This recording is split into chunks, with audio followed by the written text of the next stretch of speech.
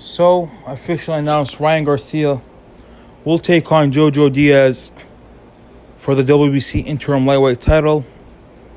I know many of you guys are going to say, what? What do you mean? Sadiq, you tripping for the WBC Interim Lightweight title? Didn't they both hold that title separately, like literally one after another? Jojo Diaz beat Javier Fortana for the WBC Interim title. Before that, Ryan Garcia beat Luke Campbell for the WBC Interim title. Why don't they just fight the WBC champion, Devin Haney? Well, Devin Haney, as I've made a video before, and many people criticized me. People were laughing at me. People were mocking me. I've said it before and I'll say again, Devin Haney is the most avoided fighter in boxing. People are scared of Devin Haney. Not because he has that concussive Deontay Wilder punching power.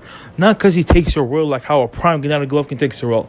No, because he's going to make you look stupid in the ring. You're going to punch and miss, especially if he's focused. This guy is such a special fighter if he's focused. You know how much he pissed me off when he fought Jorge Linares, when he went at Jorge Linares? In round 10, Jorge Linares almost took his head off.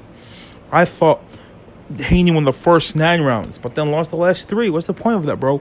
Don't take chances. Don't do that. Fight a safe fight. Fuck the fans if they say you're boring. Tyson Fury and Floyd Mayweather Jr. made a superstar career of being boring. Now, let's cover this fight. I know people can be like, oh, this is Devin Haney fanboy. Whatever. Ryan Garcia and Jojo Diaz, I think this is going to be a very interesting fight, especially for Ryan Garcia, because Ryan Garcia, the goal is to make, I believe, in my opinion, his goal is not to be the greatest fighter possible. Not like his promoter, Oscar De La Hoya. Not like his mentor, Canelo Alvarez. Like, we all hate Canelo Alvarez, all we want. But we cannot deny that he is a special fighter that wants to be great. He wants to prove himself. The only reason why he's going the undisputed route at super middleweight is just to prove himself. We can't deny that. He wants to be great. He wants to be mentioned in the history books. Ryan Garcia, I don't think that's his goal. So why this fight is interesting for him is because Jojo Diaz is a southpaw. And he has a lot of the same dimensions that Gervonta Davis has. Oh, I just noticed that Luke Campbell is also southpaw. So I see what Golden Boy is doing. They want to prepare Ryan Garcia for a Gervonta Tank Davis. I just think the way Ryan Garcia is conducting himself, I think he's going to get stopped by Tank Davis, even though prior, I used to think Ryan Garcia would always outbox Gervonta Davis. Not because he's a much better boxer. I just thought he would use his reach, height, and jab his way. But when you fight once a year, now, this fight, Jojo Diaz just fought Javier Fortana. Jojo Diaz, who did he fight before?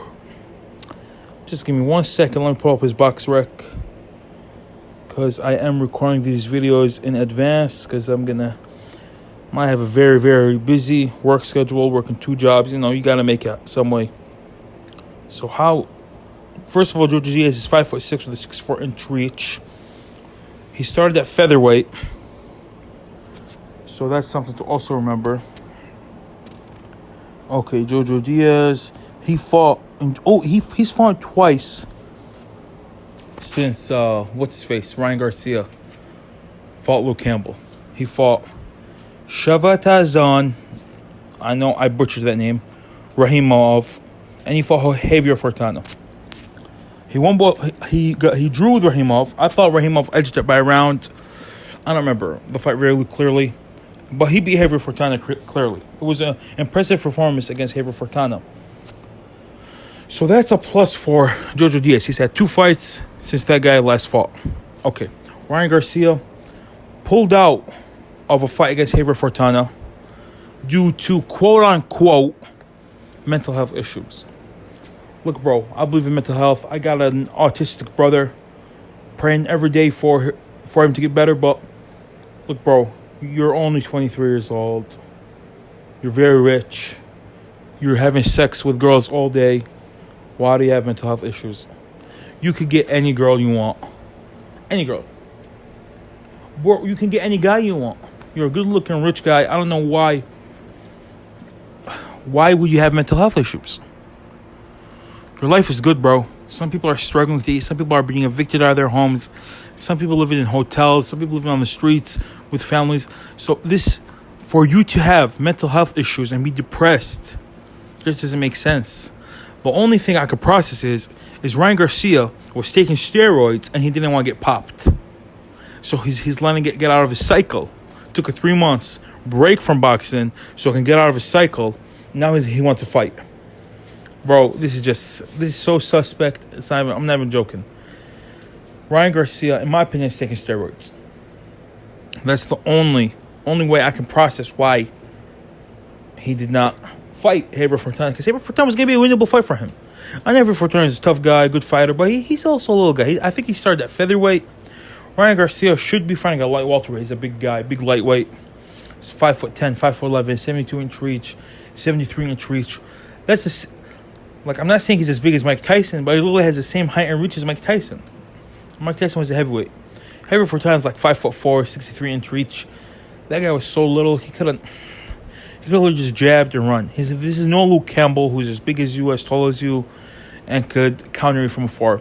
The only solution in my mind is Ryan Garcia is taking steroids. And I don't want to point fingers. Don't call me racist. Don't call me Mexican hater. Don't call me Canelo hater. But the Eddie Reynoso camp is very suspect for steroids. Their fighters keep on getting popped. So I believe Ryan Garcia wanted to skip a steroid cycle. But guess what?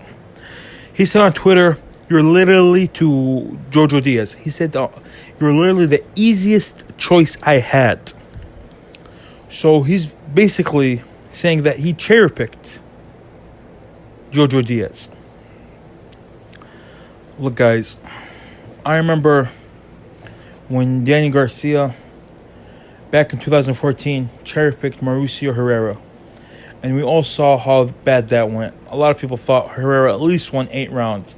Even though he got a robbery decision, that fight put a bad taste in most people's mouths for Danny Garcia. And I don't think Danny Garcia ever recovered from all those robbery decisions that he got. So Ryan Garcia, this could be a cherry pick gone wrong type situation. I remember Lucas Martin Matisse, when he fought Victor Postal back in 2015, everyone thought he was going to run through Victor Postal. Just like Victor Postal at the time was 28 wins and 9 knockouts. So everyone thought Martin Matisse was going to run through Postal. What happened on that night? Victor Postal knocked out Lucas Martin Matisse, and basically ended his career. I know he had a couple fights then. I know he fought Manny Pacquiao, but he never looked good after suffering that loss to Victor Postal. So don't go in there underestimating your opponent. Don't go in there with the mind, I want to cherry pick this guy and cherry pick that guy. No, bro. I know people are going to be like, oh, you're such an Alexander Usyk fanboy. But Usyk could have fought for the vacant WBO interim title. He didn't, though. He chose to fight Anthony Joshua. So, find your inner Usyk. Be a man, Ryan Garcia. That's all I ask. I know we're going to go like, oh, man, Ryan Garcia whoop your ass. What you mean be a man? Look, bro, he's a pro boxer. I'm a pro Amazon truck driver. So, of course he's going to whip my ass. We don't even do the same thing. So, let me know what you guys in the comments below. Are you guys hyped up for this fight? I know I'm not. So, leave your thoughts in the comments below. Like and subscribe. We cover everything boxing. I don't know who's we. It's only me. I edit, post, record the video, but I cover all things boxing. Please like and subscribe. And Sadiq Boxing out.